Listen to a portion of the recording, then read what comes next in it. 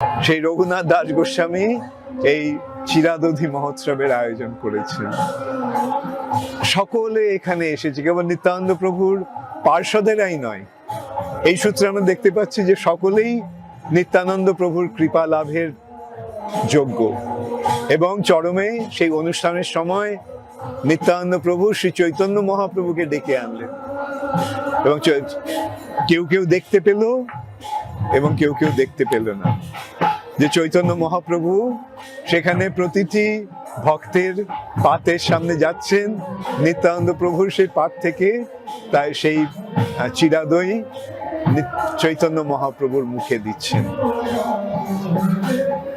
এই যে মহোৎসব, এটা একটা অপূর্ব সুন্দর মহোৎসব আমাদের পক্ষে, শ্রী চৈতন্য মহাপ্রভুর অনুগামীদের পক্ষে, কৃষ্ণ ভক্তদের পক্ষে। এই অনুষ্ঠান, এই মহোৎসব অনাদিকাল ধরে চলে আসছে।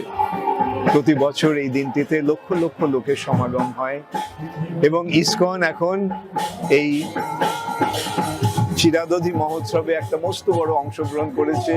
এই পানিহাটিতে আমরা একটা মন্দির স্থাপন করেছি, মন্দির পেয়েছি। সেই মন্দিরটি এখন সংস্কার করে এখানে আমাদের প্রচার কার্য হচ্ছে। আপনারা সকলে আসুন। আমাদের এখানে থাকার খুব সুন্দর বন্দোবস্ত আছে, আমাদের এখানে ভক্তরা আছে, প্রসাদের বন্দোবস্ত আছে, এবং সবচাইতে বড় কথা, হরিকথা শ্রবণের এক অপূর্ব সুন্দর সুযোগ এখানে রয়েছে। হরে কৃষ্ণ।